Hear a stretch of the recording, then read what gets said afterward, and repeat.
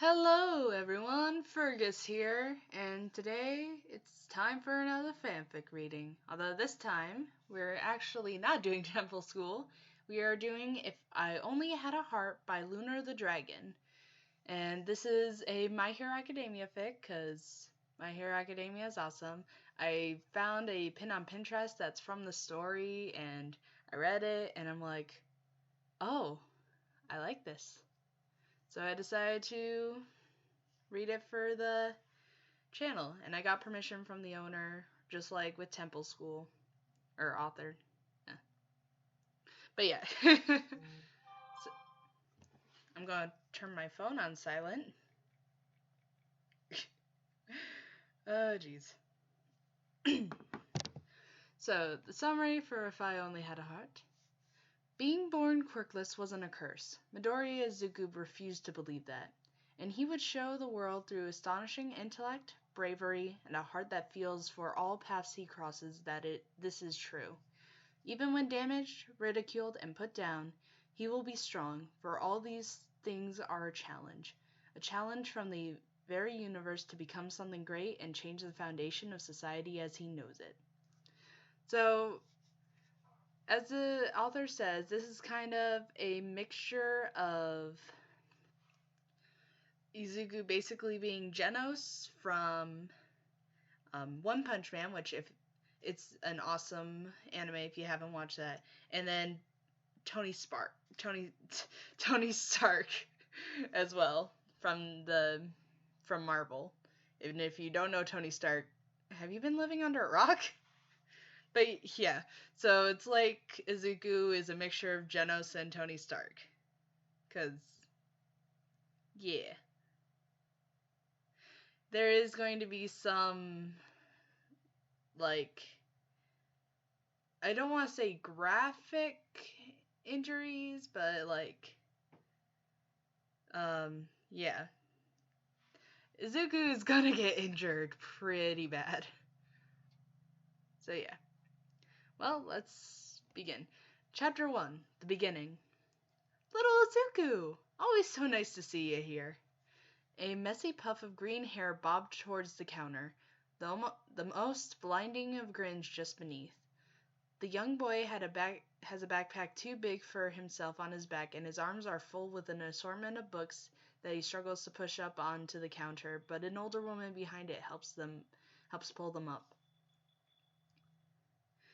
I didn't see you come in. How long have you been here? The woman continues. On her breast pocket sits a name tag referring to her as the librarian, and with just the name Chi-Chi handwritten underneath. Hi, Chi-Chi-san. Izuku sing-songs up at her and grins a little bigger before pounding his lips in thought, swaying back and forth a little while Chi-Chi waits patiently. I've been here since school got out? Chi-Chi frowns. That's almost 3 hours, dear. Does your mother know you are here? Know where you are? I suck. Yes, ma'am. Izuku quickly brightens. I came straight from home. It wasn't uncommon to see the young boy at the library. In fact, it was more uncommon if he wasn't there at all, and he quickly won over the hearts of the staff within the first few days of his regular visits. Chi-Chi chuckles and nods. She trusted Midoriya, Ingo, and her son not to do anything reckless, and begins looking through the books Izuku wanted to check out. The top few were comic books, of course, centering around All Might, and Chi-Chi's smile turned strained. Still studying to be a hero, I see, she begins slowly, looking over at the little boy, who nods excitedly. She hated telling young children what they couldn't do with their future, but she also would hate to send them off with false hope. Well, good luck and be careful, young man, she says, forcing some lightness into her voice. It doesn't seem to fool Izuku, however, and now it's his turn to strain a smile. He's a smart boy, smarter than Chi-Chi, and he can tell that what she's thinking. Someone who's quirkless should avoid such dangerous lifestyles, no matter how brilliant. All he says, however, is a quiet, yes, ma'am. The next books in the stack are also expected, but no matter, send Chi-Chi and the other librarians for the loop every time. Little Izuku, you're sure you don't want to get something a little closer to your age demographic? Midoriya Izuku was a young boy of 5, soon to be 6 in a few days, and he was one of the smartest people Chi-Chi had ever known. Innocent, certainly, but smart. Izuku pouts immediately, no strained smiles with this. Those are all boring, though, he mumbles, ducking his head and hiding his face behind his curls. Chi-Chi sighs but finally smiles and nods. Okay, dear, you know I always want to check, she says as she scans all the books into the computer before handing them over to the giddy boy. Izuku takes a second to adjust them in his small arms before grinning up at Chi-Chi. Thank you, Chi-Chi-san, he exclaims a bit too loudly for the library, but Chi-Chi lets it slide. He looks far too happy for her to try and silence him, and he walks out of the library with his comic books, 2 high school level books on math and science, and 5 books on robotic engineering. So funny enough, I have a nephew who's 7 years old, and he already got accepted to college programs because he's just so smart. Like, it's ridiculous. Like, this little 7-year-old is at a college level and already got accepted into some college programs. I'm just so proud of him. I don't really get to see him, like, at all, but I get to hear about him, and I'm really, really proud of him. Izu, sweetie, come wash your hands before dinner. Izuku's head pops up from where it's been buried in one of his books, the massive thing looking comical in his small grasp. He had run straight home after his stay at the library and hunkered down in his room with his new treasure. He had had every intention of tinkering with a few of his little gadgets on his workbench, which was really just a second desk covered in metal and tools. But he had been enamored with one of his books when it had begun talking about shock-absorbing materials and how certain ones were crafted. If he could make his own, or get his hands on some, he could make much sturdier gadgets.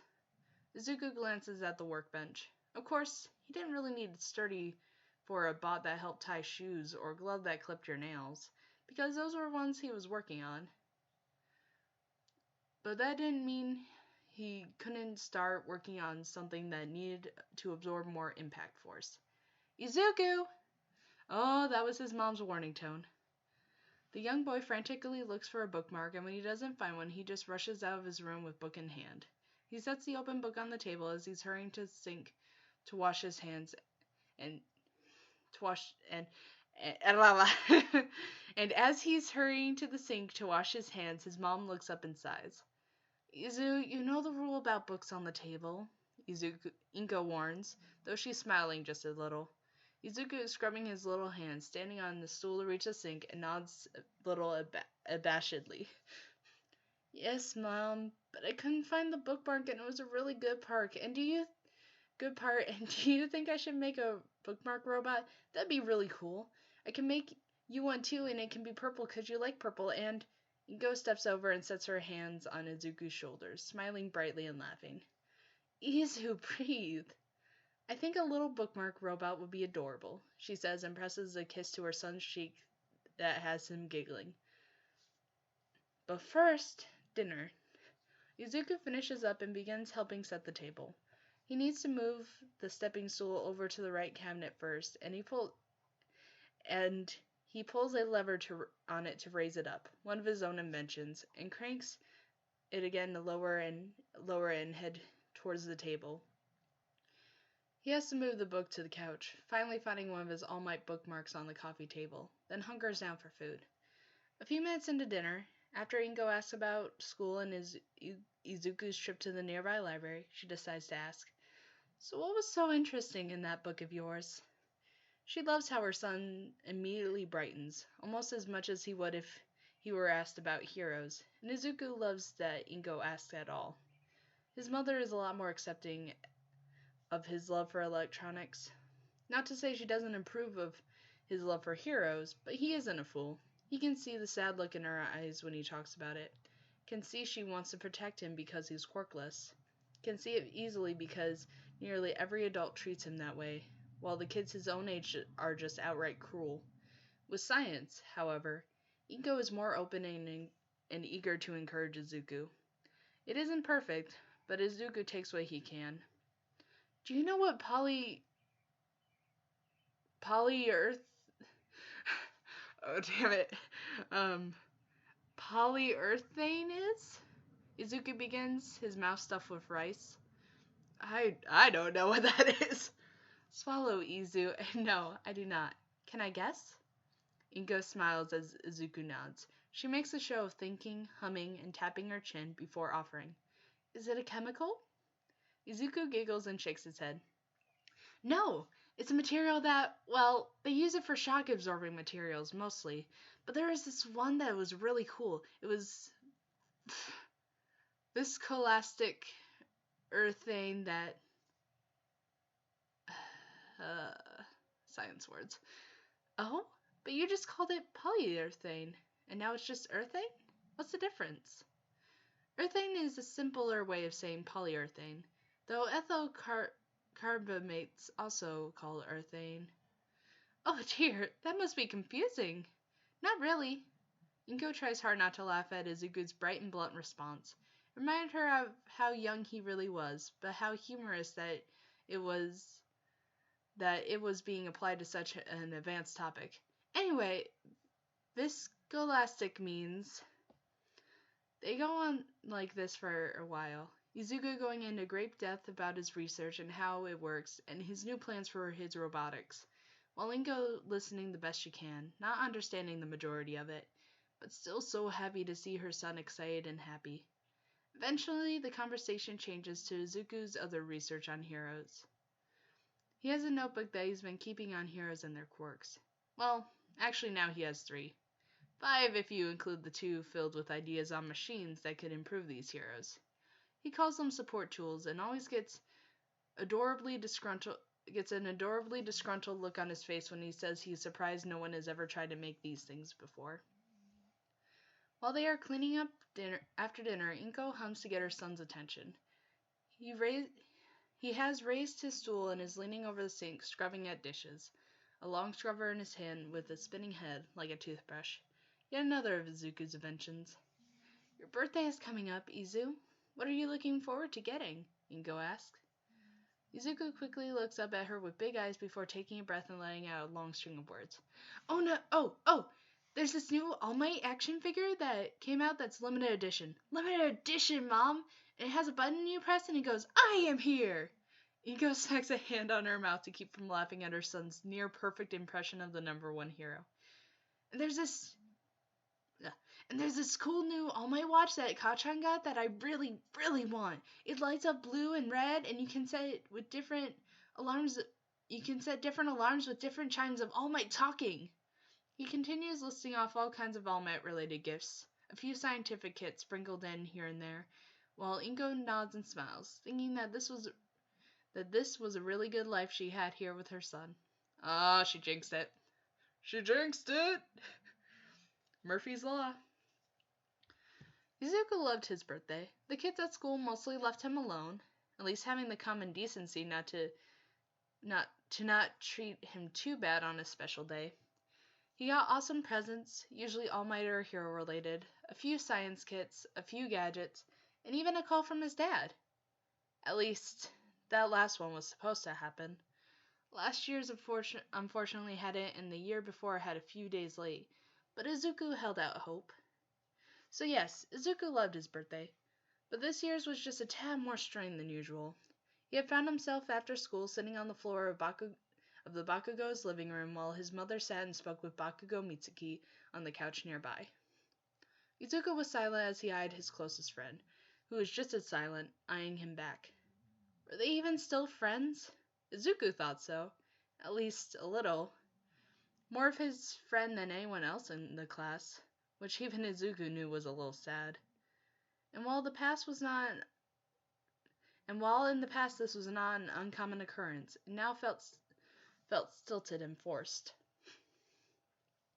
Despite that, they found themselves on playdates every now and again, and while, yes, they were a little difficult now and made Izuku anxious the better part of the time, it really wasn't that bad.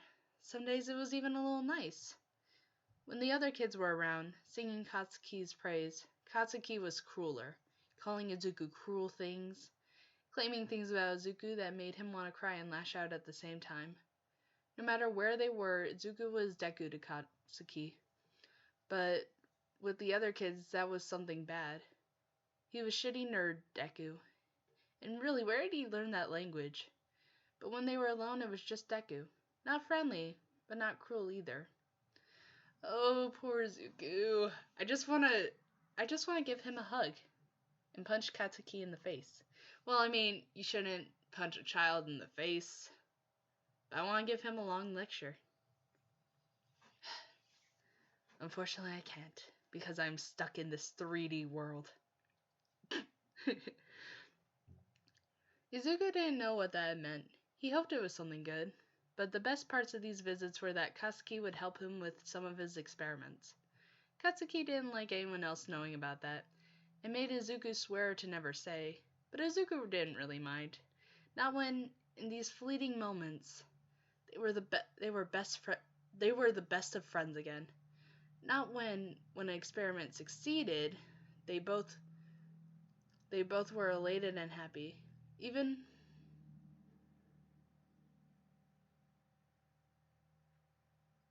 hold on. Sorry, I got lost. Not when, in these fleeting moments, they were the best of friends again. Not when an experiment succeeded, they both were elated and happy. Even when something failed, it was awesome. It was either something simple, and when both of them brainstormed together, it was easy to find a solution, or it was spectacular, and they ended up laughing on the ground until they couldn't breathe. I brought something, Izuku finally says. I think you'd like it. His voice was low, not yet his mother, but close. Despite having so much fun during their experiments, the lead-up was still difficult. Nerve-wracking, really. Katsuki crosses his little arms and glares, waiting before snapping. Well, what is it already? Izuku blinks before looking over their mothers. He knew that tone. It was Katsuki's, I'm a tough guy and I'm trying to sound tough, but I'm actually really excited and impatient. Auntie, can we go in the backyard? He asks instead of answering Katsuki directly. Mitsuki looks over, smiling brightly. Of course, Izu-chan. Be good. She says sweetly, then turns to her son and says a little more hotly, Don't you dare burn anything down, this time. Katsuki immediately looks affronted and exclaims, What the hell? He could burn something down too, psycho. Why only me? Zuko tries not to laugh when Katsuki is ignored. The blonde growls and instead gets up and stomps towards the backyard, dragging along Izuku. When they make it outside, Izuku plops on the ground and starts shuffling through his backpack while Katsuki stands with his arms crossed, glaring at him as he waits. He doesn't have to wait long, however, as Izuku pulls out 2 pairs of child-sized bracers. They appear to be encircled by multiple canisters, not very large, each a different color. He hands them to his friend. What the hell are these? Katsuki snaps, despite slipping on the bracers and examining them. The canisters appear to be able to move around the wrists, one clinking into place with a tiny valve on each wrist that points directly to the blonde's palms. Izuku is grinning excitedly, looking a slightly manic look in his eyes he gets when he's experimenting with his devices, when Katsuki looks up at him. I call them firework flashers. Go ahead, pick a canister. Katsuki does so. He begins moving the canisters, the bracers clicking with each change, and decides to go with the green on one hand and blue on the other. Okay, now flex your hands like this. Izuku shows his own hand and flexes the fingers back towards himself, palm out. Katsuki does so with both. He's oddly accepting of being told what to do when it comes to these experiments, but that was only because no one was around, and sometimes, only sometimes, the nerd came up with something even he had to admit was cool. It also helped that it was his birthday. Okay, now, explosion! Katsuki makes both his palms and explode, and immediately the fiery blast turned into a blue and purple display. Katsuki blinks in surprise while Zuko whoops excitedly and goes to grab his notes. As nervous as Katsuki made him nowadays, nothing could keep him from getting excited over a good experiment. Izuku writes down his observations while Katsuki fiddles with the canisters. He sets off 2 bright red explosions and begins to grin. Next a pink and a yellow, and he's beginning to cackle. Soon he's setting off a rainbow of explosions around him, laughing his own manic laugh while Izuku isn't far behind. They'll find out later that their mothers were filming from the sliding back door. These moments are rare and far between nowadays for Izuku, where he and his maybe friend get to actually be friends again. But they are always so wonderful and worth the wait. Aw, poor Izuku. But that sounds cool. I would love to have, like, just rainbow firecracker gauntlet kind of things. If only we were in the world of My Hero and I had a quirk. I wonder what my quirk would be. Comment below what you think my quirk would be. Maybe, like, something to do with writing, because I'm a writer. Ooh, what if I had script magic like Levy from Fairy Tail? And if you don't know what that is, basically she can write something in the air and it will turn into something. Like she writes iron and the word iron appears, but like it's made out of iron, or flame and then flames appear and stuff.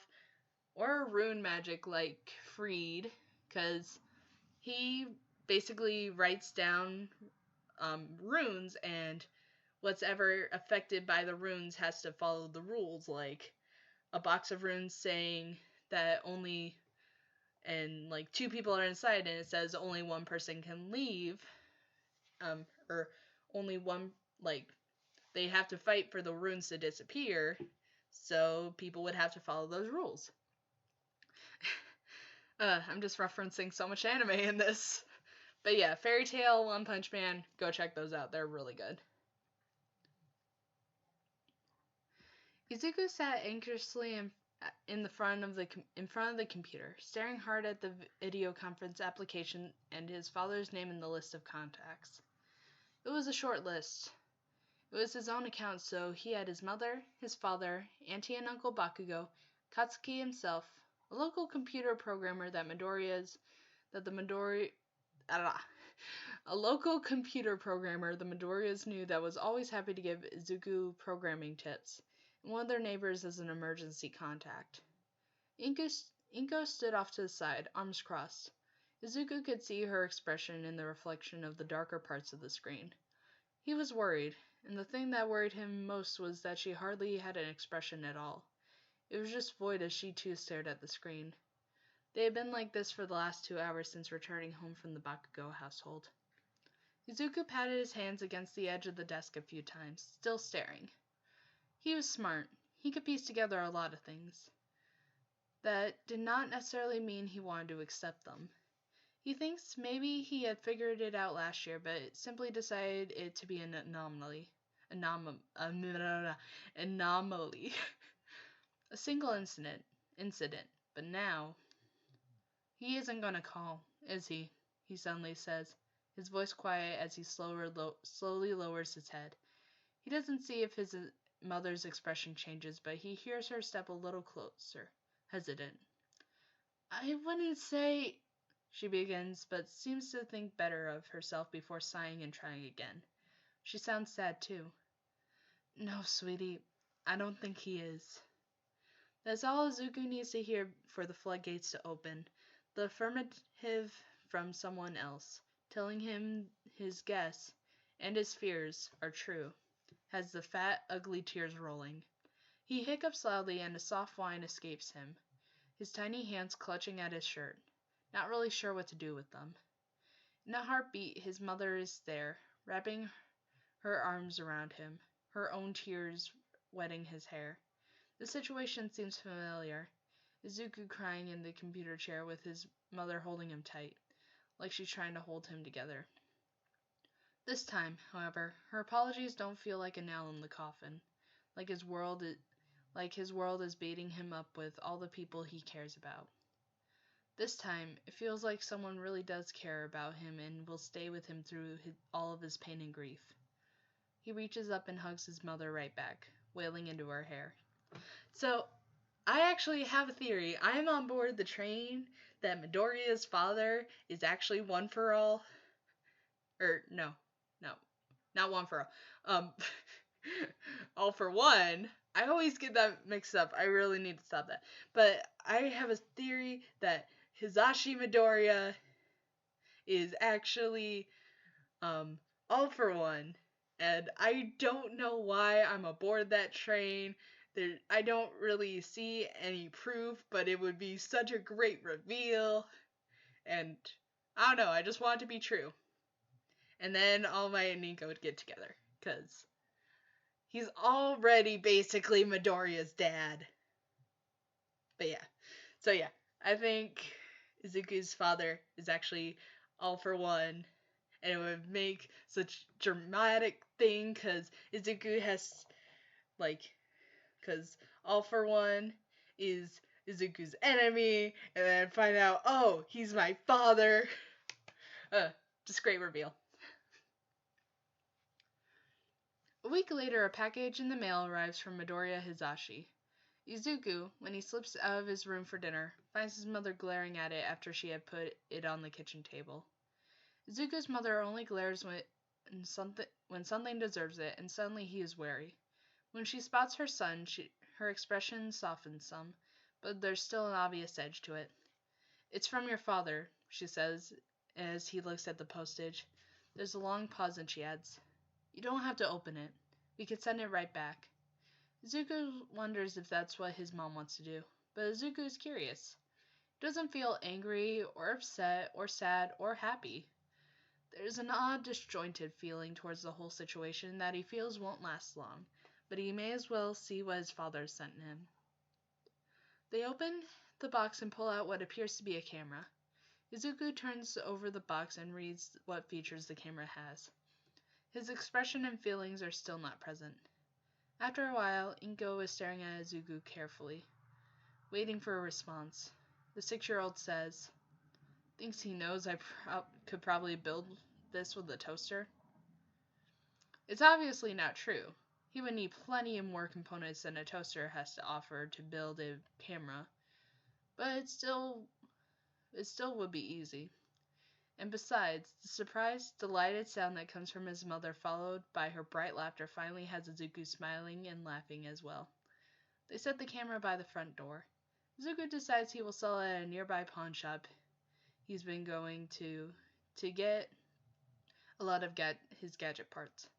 May as well put it to some kind of use.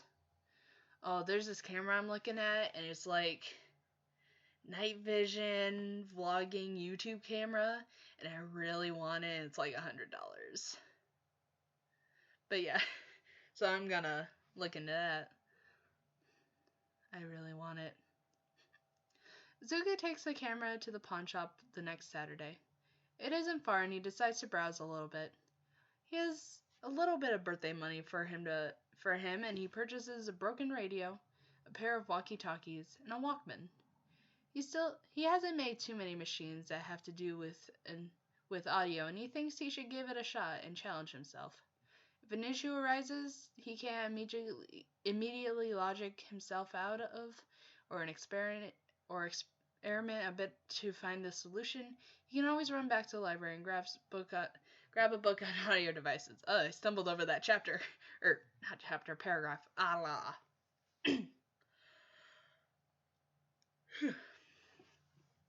The man that works the pawn shop recognizes Izuku immediately. Smiling big around the lollipop he claims keeps him from craving a cigarette, and cheeks Izuku out, giving the kid a family discount. He's a man of few words, however, and soon Izuku is out and walking, purchases in his work backpack. It's made of leather, and he specifically uses it when he's getting supplies for his builds or bringing experiments around. Down the street is an art store he goes to for scrap metal. It isn't actually sold there, but the owner is a sculptor that works heavily with metals.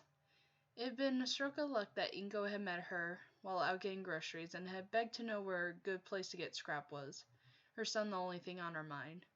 The location was a little far out for their liking, however, but the store was not, and so every weekend Izuku or Inko would drop by and grab a bag full of scrap metal from the woman. Inko tried to pay the sculptor, but the woman had simply shook her head and said it was worth helping a kid out with their dreams. As Izuku enters, he's almost immediately spotted by a glowing pair of green eyes. He yelps. He can't help himself, as a tall, burly woman comes rushing over. She's grinning brightly and wearing a tank top that shows off her elegant sleeve tattoos, her pink hair cut short, and her eyes still glowing a faint green. Izuku always thought that she was pretty cool, if not a little intimidating. Izuku-chan! So good to see you here so bright and early, she says with a laugh. It always seems like the artist was laughing. Hi, Hatsume-san. Izuku raises a sheepish hand in greeting. He really should be used to the woman by now, but it was difficult. She was just so much. Aw, can't you call me Yato by now? She pouts before immediately brushing it off and turning around, already over it. Izuku was never sure if she was serious or not. I have your scrap for you behind the counter. She sings songs as she... she sings songs.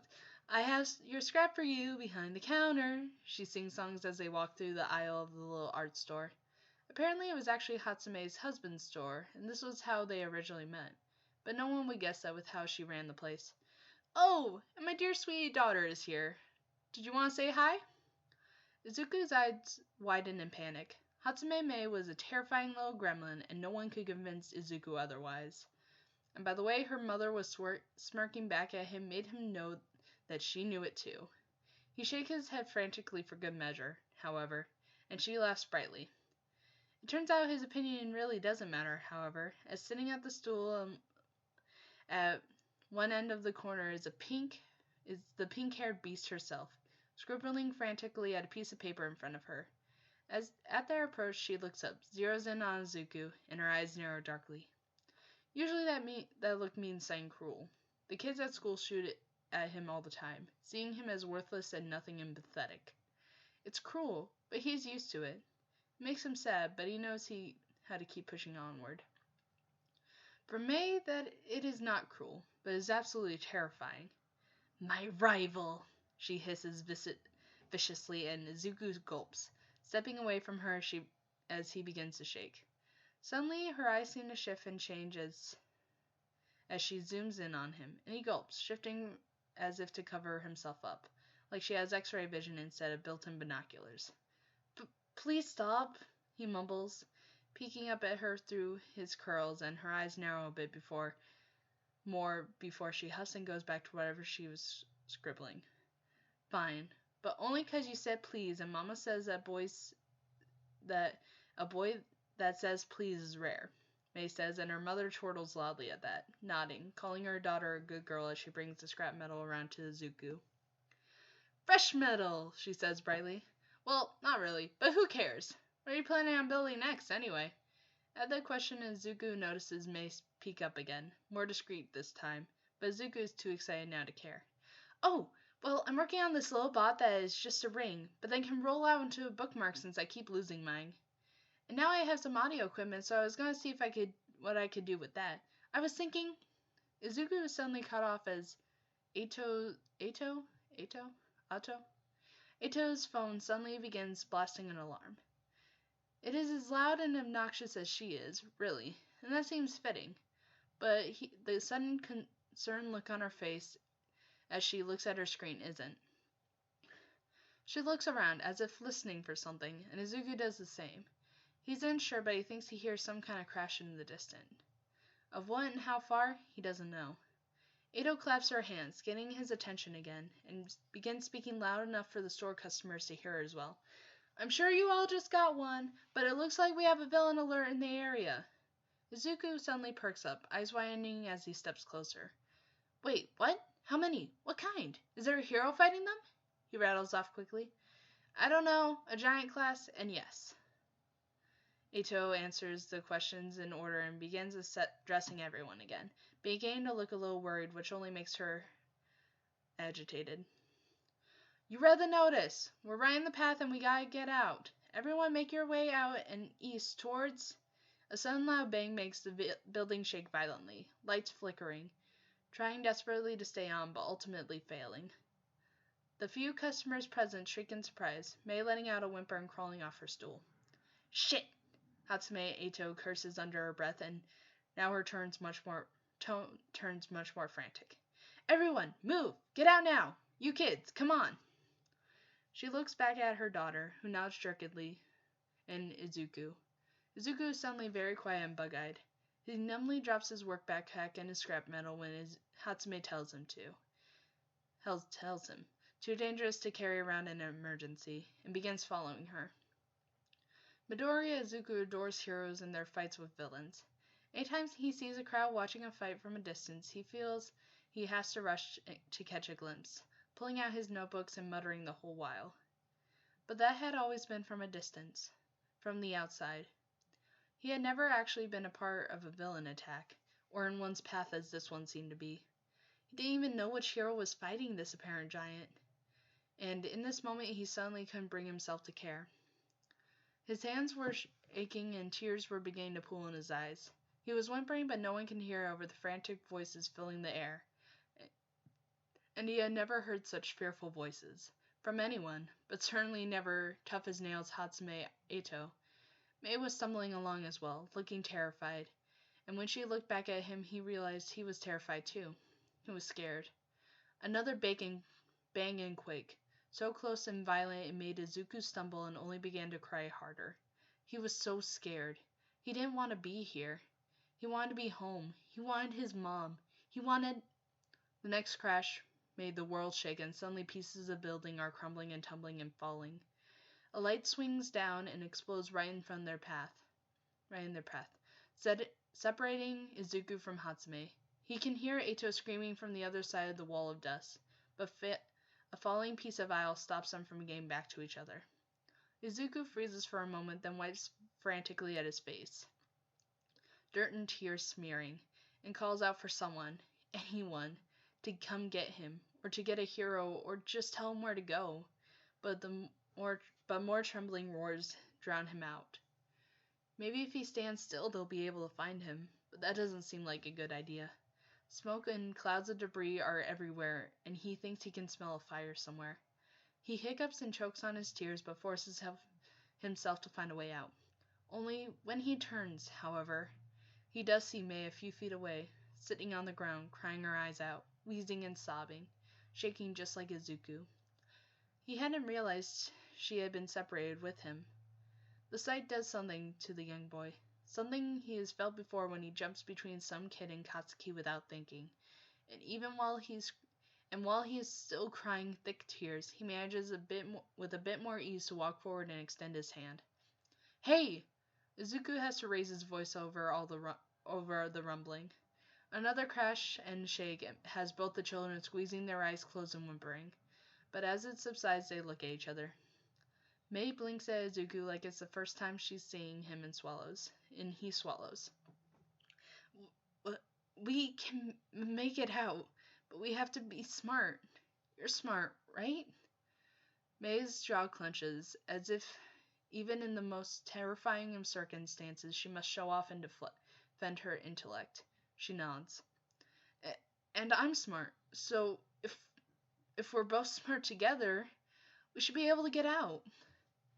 Mei stares at him hard for a few moments, both of them terrified and shaking and crying, but both of them brilliant and stubborn as hell, and she reaches up to take his hand and stand. Okay, but you're still my rival, the pink-haired girl says, her voice wobbly, and they set off. Both of them are shaking and have been scared weak, but holding each other's hands, forcing themselves forward for each other's sake, makes it a little easier. Every time the building shakes, they both stop and scream, holding just a bit tighter, but soon they are pushing forward, tears running down both their faces. They hear what they assume is the villain screaming as they both crawl under a fallen vent to see the street just out in front of the store. Eto is there, being held back by two civilians as she fights tooth and nail to get back into her store. Let me go! She's screaming, and she must be loud because they can hear her over the crashing and rumbling. I have to get my kids! Mei is quick to yell out, letting go of Izuku's hand and spring forward, her terror being replaced by adrenaline fueled at relief at the sight of her mother. Eto seems to freeze and quickly crouches down when she is released to scoop Mei up when she gets there.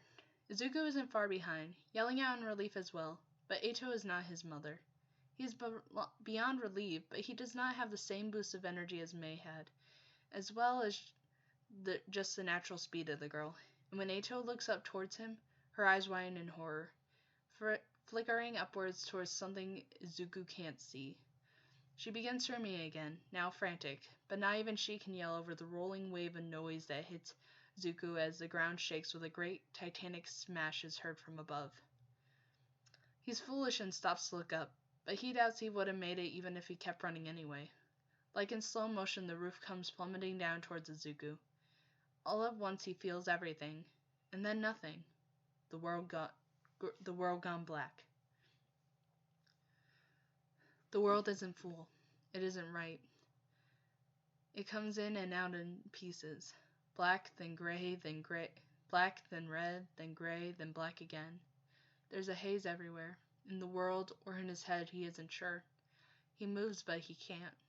He thinks he should, but something is holding him down. He tries to blink some of the haze away, but only one side works. The other is frozen or not there. He isn't sure. His legs are tingly. Should they hurt? He tries to look down, but everything swims. Gray, red, black. The world is swimming. It's gray again, shades of it. He can see a little, but it hurts. Why does it hurt? It's so dark. There's something behind him. Something big and gray and heavy. How does he know it's heavy? He turns his head. Focus, focus, focus. His face hurts. Why does it hurt? His legs don't. There's a boulder beside him. He thinks it's a boulder. It came from the building. The bottom is red. Why is it red? He tries to look. He should have an arm there. He should have an arm where the boulder and the red start. The red. The blood. The pain starts then, lancing through him, and something mangled and not right underneath the boulder. Through his face. His legs don't hurt. Izuku screams. I told you Izuku was gonna get hurt. Oh, my poor baby. He blacked out. He knows he did because there was nothing moving a moment ago. Now the building above him shifts. Pieces of roof and metal and wall are moving in like they're alive. The gray and shadows are speared by rays of light. The pain is still there, but it hurts to scream. Feels kinda numb anyway. There's a new shadow at the edge of the raised building pieces, and another, and another. Then another, and another. They look like people. Are they people? Zuko hopes they're people. Someone slides in. Someone in a lot of white. They clink when they move. That's weird. Zuko just stares, numb in body and mind. The clinking person hisses as if in pain, but then speaks. It sounds kind, the tone, but Zuko can't hear the words. There's flashing lights outside the building. He can pick up on them as more pieces are moved. A hand on his shoulder makes him look back to the clanking man. He tries to talk, but it's hard. Nothing comes out. Like when he cries so hard that his throat closes up. Was he crying? He thinks he is, but there are only tears on one side of his face. It hurts. It hurts. It hurts. It hurts. He somehow miraculously manages. His brain won't do what it tells him to, and some weird part of him finds that to be the most frustrating part of the whole thing. But at least he's beginning to see, to hear, to speak, to feel the pain, pain, pain. I know, buddy, says the clanking man, and Izuku was right. He has a very nice voice, strong and confident, yet soft and kind and reassuring. You're being so brave, you know that? So brave. We're gonna get you out of here. Izuku just stares at him. He's beginning to make out the lines of what looks like a helmet, but something is wrong. It's almost as if he can't quite tell how close he is. How far away. Something's wrong. Something's wrong, and why can't you figure out what it is? More of the building is moving. I need you to be brave for me a little longer, okay? The clanking man continues. Can you do that? What's your name? No. Stranger. Izuku croaks out, and some part of him later will find it funny that he was still worried about strangers like his mom told him to be. The clanky man chuckles and moves to take off his helmet. Kind red eyes look back at Izuku now. Good kid, but I'm not a stranger. My name is Ingenium, and I'm a hero. Ingenium, and I'm a hero. Me and my team are going to help you. Ingenium. Izuku knows that name anywhere, even in his blurry, creaking mind. Izuku, he finally offers, weak and tired and scared but hopeful. Nice to meet you, Izuku. Now just stay. Wait, no, no, no. Don't fall asleep. Stay awake, okay? Stay with me. Come on, Izuku. It's okay. Please don't fall. Izuku falls away from the world once more, wishing he could apologize for causing causing the frantic tone in the hero's voice. And that's chapter 1 done. Stretching. But yeah, that my poor Izuku. I get so emotional reading that chapter every time because I have reread this fic a lot. By the way, this fanfic is on hiatus. Just in case you want to read it yourself, it is on hiatus. The author doesn't know when they'll come back, and that's fine. Like, I've taken years breaks from fanfics too, and I went back to them eventually. So yeah.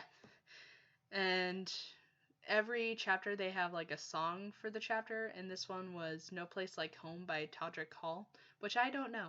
I don't know that song, don't know that person. But yeah. So I hope you guys enjoyed that chapter by Lunar the Dragon. And I'll probably do like in the next few videos I do of this, I'll do like more than one chapter per thing, but I'm kind of on limited time right now. But I am trying to set up a schedule where I'll record every Saturday for this channel, and then I'll have the video up by Tuesday, I think I decided. Hold on, looking at, I need to get myself more organized by doing making a schedule for myself, and I'm starting out with just YouTube and my fanfics. And yeah, so I have on Saturday record fanfic reading video, and then on Tuesday I'll upload it because that gives me time to edit, make the thumbnails, stuff like that. But yeah. So, oh, by the way, this is an alternate universe where Mineta doesn't exist. So yeah. Oh, and they also say Izuku's like Shuri, blah blah blah, Shuri. But yeah, so yeah. I just want to say real quick about the Mineta situation. Like, I don't know why, I just prefer if he's redeemed. Like, I always redeem him in my fanfics. I make him realize, oh, hey, I'm a shit person, and he tries to be better. And, like, that's just my way. Like, people, like, Lunar the Dragon, like, get rid of him, and that's fine. That's fine, too. Just my preference is to, like, just redeem him. And I don't know why. I just like redeeming characters. And also, I love Aizawa in this. You're gonna love Aizawa in this. Just, Aizawa is my favorite character. He's my little gremlin guy, and I love him. Yeah. Anyway, if you like this video, leave a like. And if you want to hear more, make sure to subscribe. Check out the link to the fanfiction below if you want to read it yourself without me stumbling through it and adding my thoughts. But yeah, hope you guys enjoyed. Have a great day or night. Fergus out.